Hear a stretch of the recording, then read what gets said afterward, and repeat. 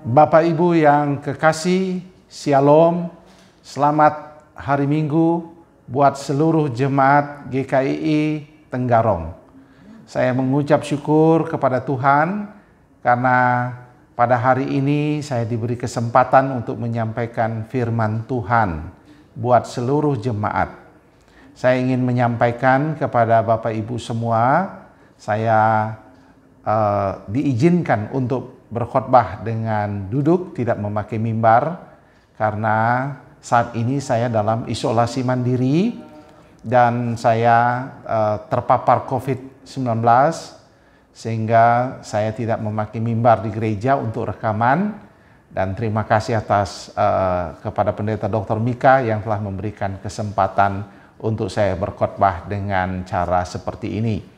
Bapak Ibu saudara-saudara yang kekasih, COVID-19 itu masih nyata. Saya harap Bapak Ibu tetap menjaga protokol kesehatan.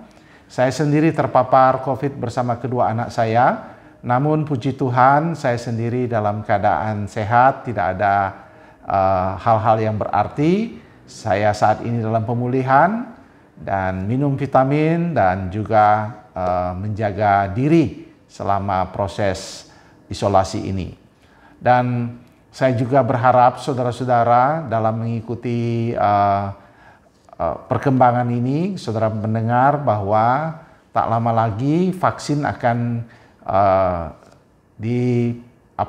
diberikan kepada masyarakat Indonesia. Saya berharap umat Kristiani tidak ragu-ragu dengan vaksinasi itu. Tentu ikuti petunjuk dokter, namun jangan percaya dengan hoax, jangan percaya dengan video-video pengajaran yang menghubungkan itu dengan chips dan akhir zaman.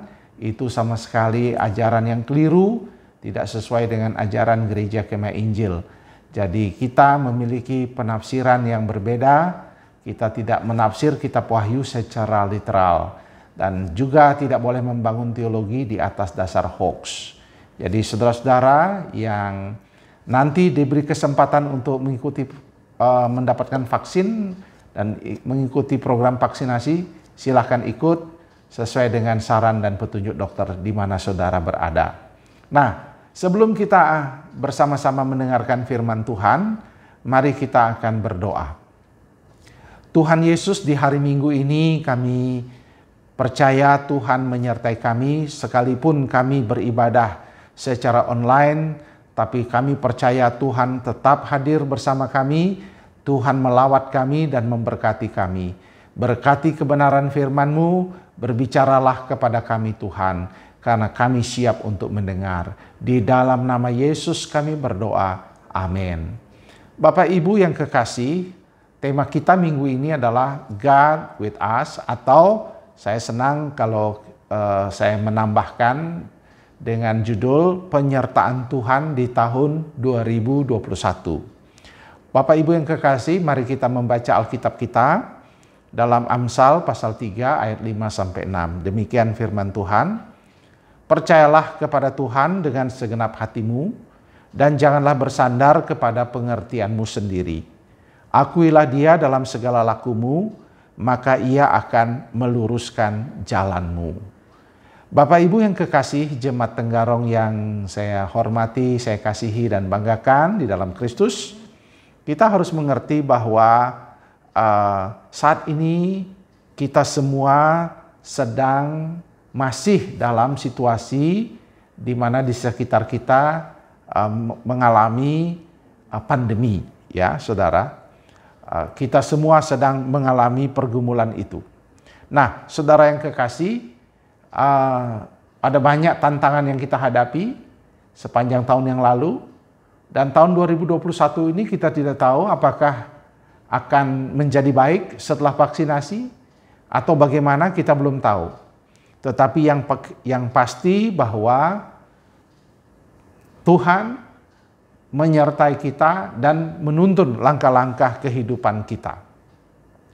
Itu sebabnya saudaraku yang kekasih, di masa-masa yang berat ini, di masa-masa yang saya sebut dengan masa depression time ini, maka kita harus mengingat ada dua kata dasar bagi kekristenan kita, yaitu ada dua kata, yaitu percaya Tuhan sebagai syarat daripada penyertaan Tuhan. Jadi pertanyaan yang kita mau ajukan pada minggu ini buat jemaat di Tenggarong adalah, apakah kita masih memiliki keyakinan dan iman, yaitu mempercayai Tuhan di masa-masa pandemi yang berat ini. Mungkin jemaat ada yang sudah mengalami frustrasi, kehilangan harapan melihat situasi pandemi ini. Dan mungkin kita tidak tahu ujian apa yang akan terjadi di depan kita ke depan. Tetapi saudaraku yang kekasih, kita harus tetap diingatkan kepada Tuhan, di dalam Tuhan, bahwa kita harus mempercayai Tuhan di dalam masa-masa yang sulit ini. Nah, saudara, saya ingin melanjutkan dengan suatu pergumulan atau masalah yang orang Kristen hadapi saat ini di dunia modern ini. Apa sebenarnya masalah orang Kristen? Di samping tentu kita tadi saya sudah sebutkan soal pandemi ini. Apa sebenarnya masalahnya orang Kristen, Bapak Ibu?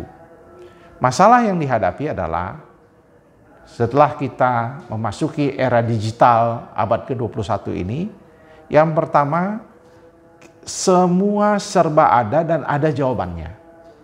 Jadi belum ada dalam perjalanan sejarah manusia, semua serba mudah, serba ada, dan semua ada jawabannya. Sehingga umat Kristen pun sudah memasuki era di mana kaum milenial merasa self-sufficient.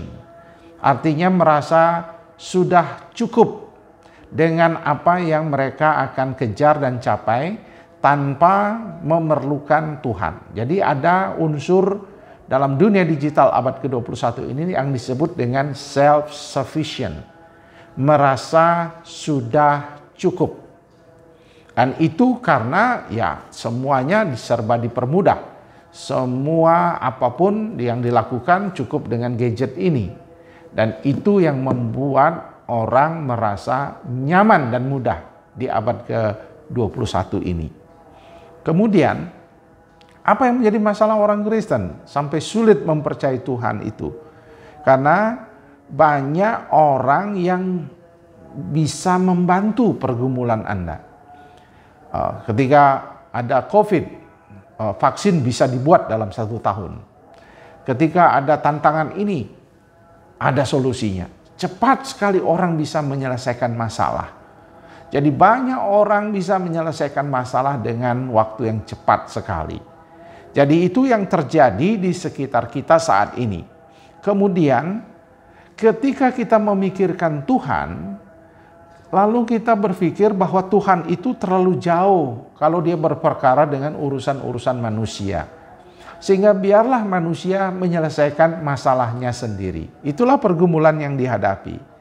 Kemudian tentunya ketika manusia akhirnya memang tidak mampu menangani masalahnya sendiri dan orang lain tidak bisa menangani, sekarang manusia memiliki masalah baru yang disebut memiliki kebiasaan buruk di dalam mereka menyelesaikan kekhawatiran yang mereka hadapi.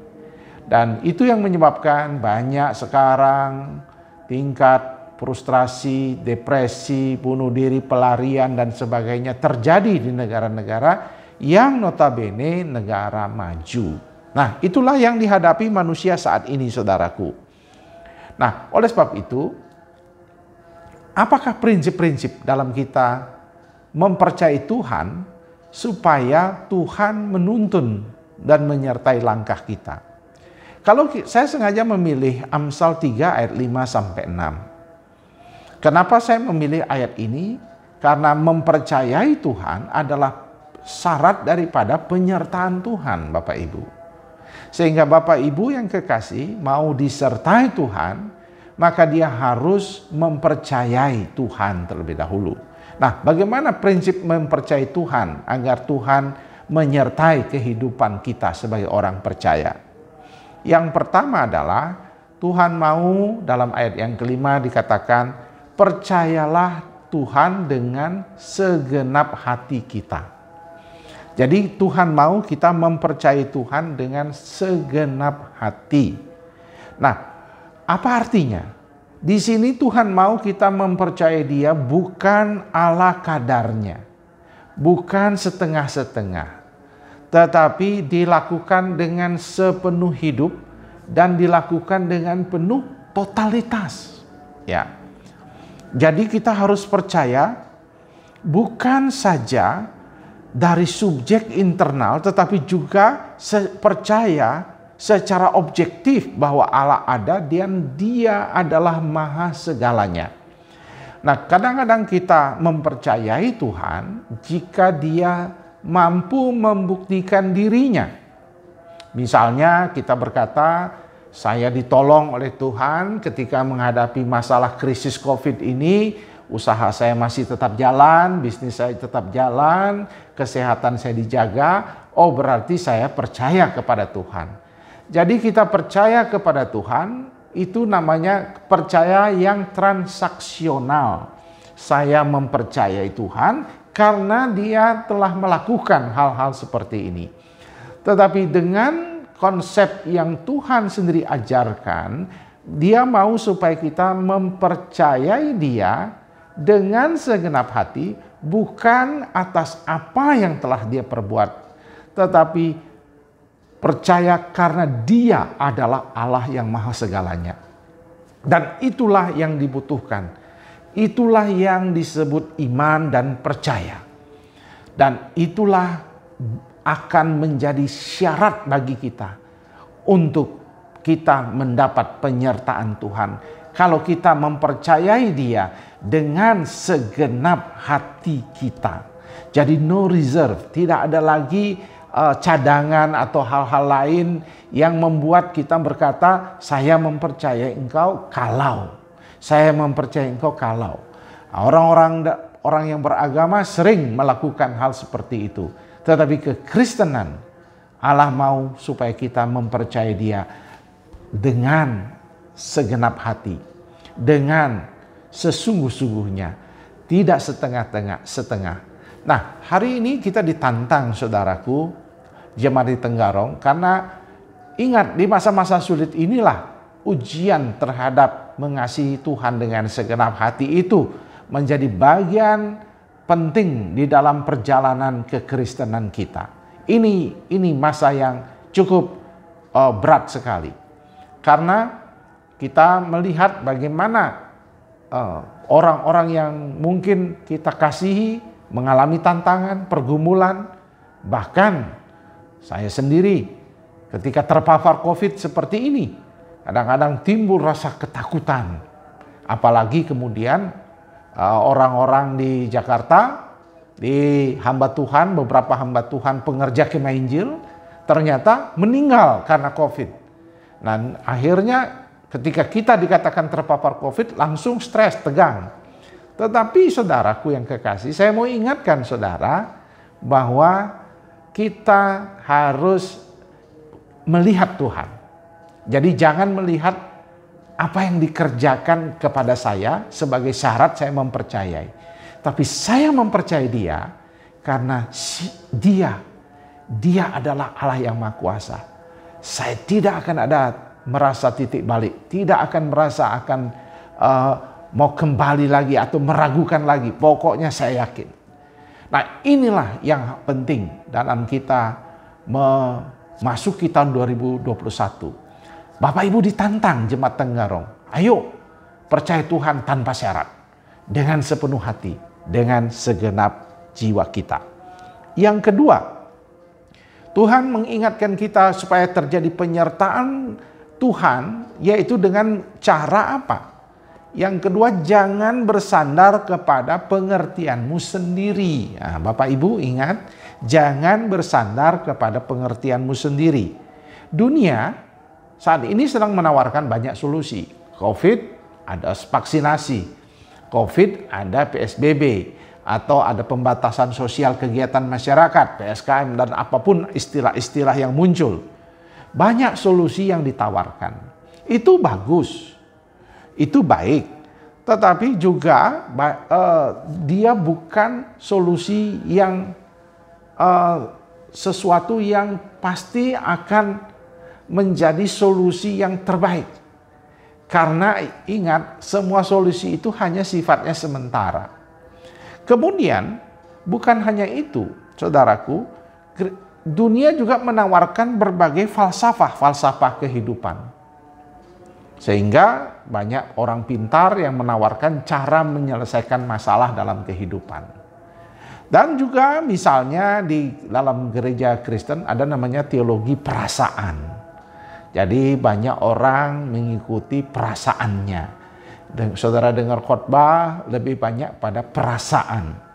Jadi artinya kenapa dia memakai feelings, ya, memakai penglihatan, memakai nubuatan dan sebagainya untuk membangun teologi dia. Dan ingat, saudara, kalau kita percaya Tuhan ada, kita tidak bisa mengatakan pasti tidak ada masalah. Tidak bisa. Kita harus percaya bahwa walaupun kita menghadapi masalah, Tuhan tetap ada. Tuhan mengizinkan kita melewatinya. Tetapi yang Tuhan mau adalah dalam menghadapi masalah, jangan bersandar kepada your own wisdom, dengan hikmatmu sendiri, dengan caramu sendiri. Tetapi Tuhan mau supaya kita menghadapinya dengan pertolongan Tuhan. Caranya bagaimana? Banyak orang mengatakan minta cara Tuhan menyelesaikan. Tidak bisa dengan cara pengertian sendiri. Tapi jemaat kadang-kadang nggak ngerti kan bagaimana caranya. Saudara yang kekasih, saudara ketika menghadapi masalah, jangan panik. Itu yang pertama. Caranya, jangan panik. Tenangkan hati di hadapan Tuhan. Waktu berdoa, tenang dulu. Lalu kalimatkan perkataan-perkataan pergumulan saudara dalam doa. Dengan teratur. Lalu berdiam diri. Lalu coba merenungkan. Apa janji-janji Tuhan lewat apa yang saudara sudah katakan. Dari situ biasanya Tuhan akan menuntun kita, memberi kita hikmat-hikmat dalam menyelesaikan masalah. Lalu kita bawa itu kepada keluarga kita diskusikan, atau kepada hamba Tuhan, orang-orang yang rohani. Nah, itulah yang dimaksud Bapak Ibu, bagaimana kita tidak mengandalkan pengertian kita sendiri. Kalau kita panik, langsung cari solusi, langsung cari jalan keluar kepada orang pintar dan orang lain, dan seterusnya. Kita orang-orang yang disebut mengandalkan kekuatan sendiri. Itu berbahaya sekali. Nah, itu yang kedua yang Tuhan mau. Yang Tuhan mau supaya bagaimana kita mempercayai Tuhan, supaya Tuhan menyertai kita. Yang ketiga, saudaraku yang kekasih, dikatakan, akuilah dia dalam segala lakumu. Nah, ayat yang ke-6 ya. Akuilah dia dalam segala lakumu. Apa artinya? Artinya mengakui dia itu seperti apa? Dalam segala laku, dalam segala perjalanan tingkah laku kita. Perbuatan kita maksudnya. Nah, artinya semua apa yang kita alami, baik suka maupun duka, hasil kerja kita, semua itu terjadi tidak ada lain dalam izin Tuhan sendiri. Jangan saudara, seringkali orang Kristen, ini saya ingin ingatkan, sering menaruh stempel atas keberhasilan. Ya, artinya begini, ketika dia berhasil, dia berkata, ini semua karena Tuhan. Padahal waktu dia memulai usahanya, dia tidak mengandalkan Tuhan. Dia hanya menjadikan stempel. Nah, apa yang terjadi? Ketika dia mengalami mungkin kegagalan, dia sering menyalahkan Tuhan. Sekali lagi, kenapa? Karena dia mau bersaksi hanya untuk sebenarnya menunjukkan dirinya sendiri, bukan Tuhan. Karena kalau kita mengatakan akui dia dalam segala lakumu, justru mungkin kegagalan sebagai alat di tangan Tuhan untuk membuat dia semakin merasa bagaimana dia lebih kuat lagi dan terbentuk lagi, lebih dahsyat lagi. Jadi kalau kita melihat peristiwa-peristiwa sakit penyakit, tantangan, apa semua yang kita alami, sepatutnya itu menjadi pelajaran rohani yang berharga.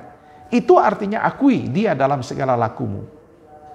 Tetapi orang yang hanya menstempelkan keberhasilan, dia hanya menaruh standar hubungan dia dengan Tuhan hanya kalau dia disertai, hanya kalau dia berhasil. Nah, kalau dia gagal, dia mulai kecewa, tidak mau datang ke gereja, menyalahkan doa-doanya hamba Tuhan, menyalahkan doanya BPJ yang kurang mantap. Nah, dia membuat standar bertemu dengan Tuhan. Lagi-lagi ini transaksi ya. Nah, Tuhan tidak mau Bapak Ibu seperti itu. Justru lewat peristiwa pandemi ini misalnya Bapak Ibu ada kurang, penghasilan turun, ada tantangan keluarga, ada PHK, ada pergumulan. Tuhan, kita berkata, Tuhan, ini perjalanan, saya mau belajar. Apa sebenarnya yang Tuhan pesankan lewat peristiwa ini? Kalau perlu, Tuhan, saya tidak kuat. Ya, menangislah di hadapan Tuhan. Tuhan, saya tidak mampu. Tuhan, tapi saya mau belajar apa yang Engkau sedang kerjakan. Nah, dari situ, saudara, kita setelah mengakui semua jalan-jalan itu, maka kita tahu bagaimana Tuhan menyertai dan menuntun kehidupan kita. Jadi itu yang dimaksud dengan akui dia dalam segala lakumu. Dan bagian yang terakhir, ayat yang ke-6b, ia akan meluruskan jalan kita. Nah, meluruskan ini berbicara penyertaan Tuhan Bapak Ibu. Jadi tema kita penyertaan Tuhan itu berbicara tentang bagaimana ia meluruskan jalan kita. Apa maksudnya meluruskan? Meluruskan berarti penyertaan Tuhan itu dalam perjalanan kita dengan cara Tuhan, ya. Jadi bukan dengan cara saya. Nah, itu yang harus diingat. Jadi penyertaan Tuhan itu bukan dengan caraku, tetapi dengan caramu. Nah, itu maksudnya ia akan meluruskan jalanmu. Nah, kenapa? Lagi-lagi Bapak Ibu, ini menjadi penekanan yang sangat penting. Karena banyak hari ini hamba Tuhan pun mengalami overwhelm. Ya, overwhelm itu artinya sudah terlalu berat dalam menghadapi tantangan ini. Karena terlalu panjang pandemi ini. Ada yang akhirnya mengalami apa yang disebut dengan compassion fatigue, kelelahan dalam mengasihi. Lelah dalam mengasihi Bapak Ibu. Dan akhirnya Bapak Ibu mereka berteriak, "Di mana Tuhan?" Dan kemudian akhirnya meninggalkan Tuhan. Dia berkata, Tuhan tidak sertai saya. Karena kenapa dia bertanya Tuhan tidak disertai? Karena tadi apa yang dia inginkan, self-sufficient yang dia cari di dunia yang biasa dia dapat, kemudian tidak didapat, dia lari kepada Tuhan, lalu dia cari Tuhan, dia nggak dapat juga, lalu dia frustrasi dan tinggalkan Tuhan dan mengatakan Tuhan tidak ada. Disinilah kita mau belajar tentang meluruskan jalan. Artinya Tuhan mau sertai kita, tetapi dengan caranya, bukan dengan caraku, cara kita, cara manusia. Nah, ia akan apa yang ia akan luruskan Bapak Ibu? Yang ia akan luruskan adalah ia akan memulihkan pengertian kita tentang Tuhan. Dan ia akan memulihkan cara kerja Tuhan, ya, di dalam memulihkan umatnya. Jadi saya ingin menegaskan, kita harus dipulihkan cara berpikir kita tentang Tuhan. Ya, Bapak Ibu yang kekasih.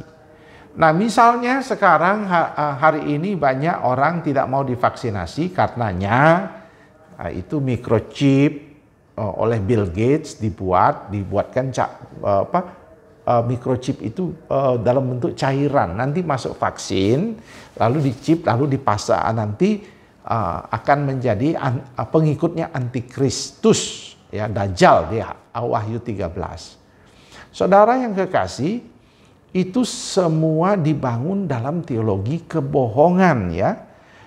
Di dalam kebohongan, pengertian dia tentang akhir zaman dan tentang Allah sudah keliru.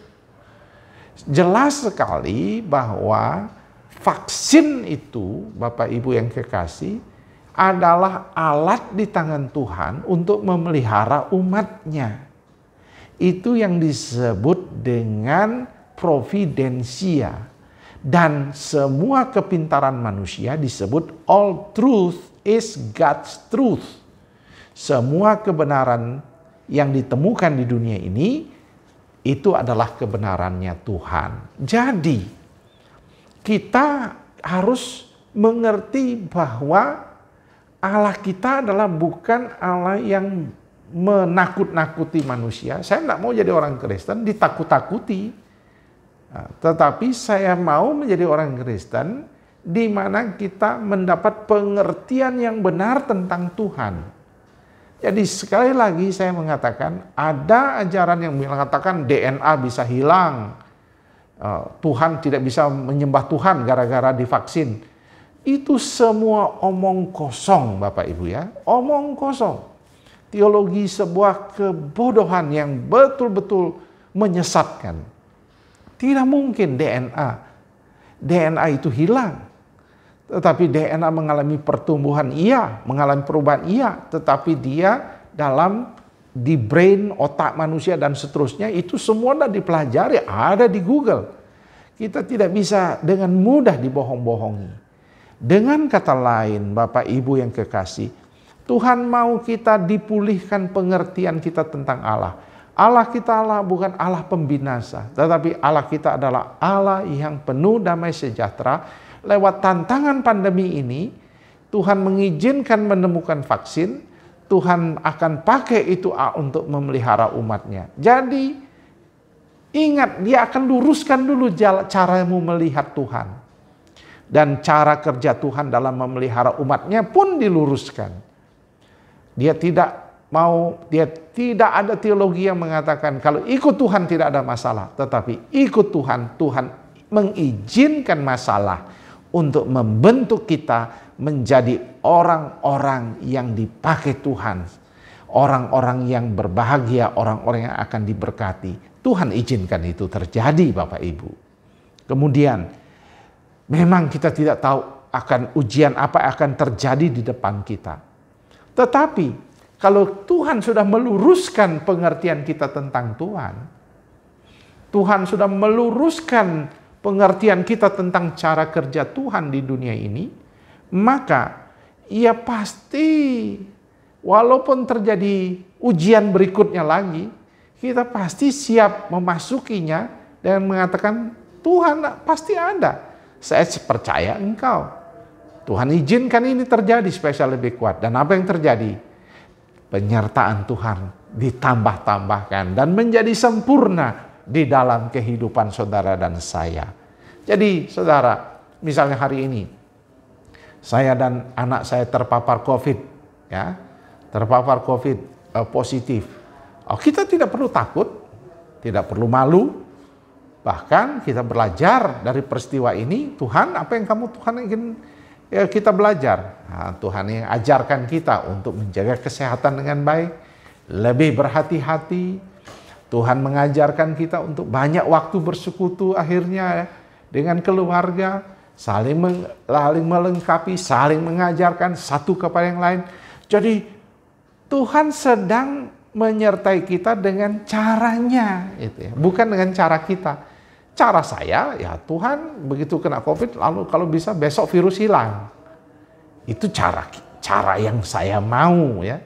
Tetapi cara yang Tuhan mau adalah cara yang Tuhan sendiri sudah siapkan bentuknya. Nah, itu yang harus kita luruskan Bapak Ibu saudara-saudara yang kekasih. Jadi jemaat Tenggarong yang kekasih, Pak Gembala, BPJ dan semua jemaat, 2021 ini masih kita tidak tahu apa yang akan terjadi, ujian apa yang kita akan lalui. Tetapi kalau kita mau penyertaan Tuhan terjadi dalam hidup kita, maka keselamatan itu memang anugerah.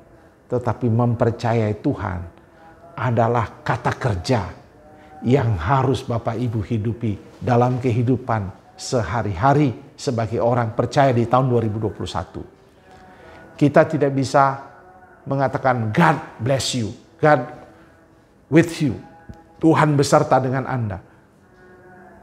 Itu sebuah kata berkat, tetapi perlu dikerjakan Bapak Ibu yang kekasih.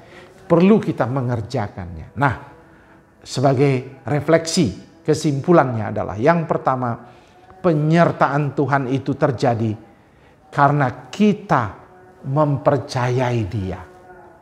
Jadi penyertaan Tuhan itu terjadi karena kita mempercayai Dia. Lalu yang menjadi pertanyaan refleksi adalah, apakah Dia sudah menjadi satu-satunya Tuhan yang kita percayai dengan sepenuh hati? Apakah memang benar Yesus utama dalam seluruh kehidupan saudara? Dan tidak ada lagi kata setengah-setengah di dalam kita mengikut Tuhan. Jangan mengatakan, oh karena siarannya kurang bagus, saya cari gereja lain saja. Atau saya tidak mau ke gereja sama sekali. Jangan. Inilah waktunya kita mengasihi Tuhan dengan segenap hati. Pertanyaan kedua adalah, apakah Anda sedang berpikir, kalau saudara ikut Tuhan pasti tidak ada masalah? Kalau ada pengajaran seperti itu, maka itu bukan kekristenan sejati. Karena selama Kristus belum datang, dunia yang kita tinggalin ini, dunia akan penuh masalah. Dunia yang akan banyak penyakit. Dunia yang akan terjadi banyak bencana. Tetapi kita orang percaya akan disertai Tuhan jika kita mengerti cara kerja Tuhan di dalam kehidupan. Tidak ada masalah, tapi Ia mengizinkannya untuk membentuk kita. Dan pertanyaan yang ketiga, apakah Anda benar melibatkan Tuhan dalam kehidupanmu? Benarkah Anda telah melibatkan Tuhan? Atau hanya transaksional? Artinya, ya kalau saya berhasil, saya beri kesaksian. Tapi kalau tidak berhasil, berarti Tuhan tidak ada. Orang seperti ini hanya menjadikan agama, kekristenan sebagai agama, agamawi, untuk dia pamerkan. Sebenarnya yang dia pamerkan dirinya bukan Tuhan. Kalau Tuhan justru dia berkata, dalam tantangan, dalam penyakit, dalam apapun Tuhan izinkan untuk mendatangkan kebaikan bagiku. Lalu yang terakhir, percayakah Anda bahwa Dia akan menyertai dengan caranya, bukan dengan cara kita? Ini yang harus saudara, saya ingin menjadi pesan saya kepada jemaat Tenggarong. Apakah engkau percaya kepada Tuhan dengan cara percaya pada penyertaan Tuhan, dengan cara Dia, bukan dengan cara saudara? Kalau itu yang saudara mengerti, saudara percaya bahwa saya harus percaya dengan cara Tuhan, maka percayalah penyertaan Tuhan semakin waktu, semakin hari, semakin ke depannya, semakin sempurna dalam kehidupan Bapak Ibu Saudara. Saudara yang kekasih, hari ini saya akan menutup khotbah saya dengan satu doa dan pengharapan bahwa Tuhan menyertai jemaat Tenggarong. Tuhan akan melindungi keluarga saudara dan bersama anak-anak dan pelayanan kita ke depan. Ingat, penyertaan Tuhan adalah dengan cara Tuhan sendiri. Kiranya Tuhan memberkati kita. Mari kita berdoa. Tuhan Yesus, hamba-Mu telah selesai berbicara. Sekarang kami mau berdoa untuk jemaat Tenggarong. Kami berdoa mulai Pak Gembala, keluarganya, Bapak BPJ, Ibu BPJ, semua dan keluarganya, badan pengurus organ, kategorial, beserta seluruh jemaat. Dengan penumpangan tangan hamba-Mu, berkatilah jemaat-Mu, baik yang saat ini sedang mendengarkan, menyaksikan, dan ikut beribadah bersama, Tuhan berkati dengan limpahnya. Sertai mereka Tuhan. Tetapi ingatkan mereka bahwa penyertaan Tuhan itu dimulai dengan mempercayai Tuhan. Dan mempercayai Tuhan itu dengan cara Tuhan, bukan dengan cara kami. Tuhan tolong kami Tuhan. Berkati jemaat-Mu, limpahkan segala yang baik. Kami tidak tahu apa yang terjadi 2021. Tapi ketika kami mempercayai Tuhan dengan sesungguh-sungguhnya, maka kami akan menyaksikan penyertaan Tuhan semakin sempurna dalam pelayanan kami. Terpujilah nama-Mu Tuhan. Inilah doa kami, dalam nama Yesus kami berdoa. Haleluya. Amin. Bapak Ibu yang kekasih, demikianlah firman Tuhan. Kiranya Tuhan memberkati kita. Sampai jumpa di lain kesempatan, baik lewat acara-acara online maupun bertatap muka secara langsung. Tuhan memberkati. Shalom.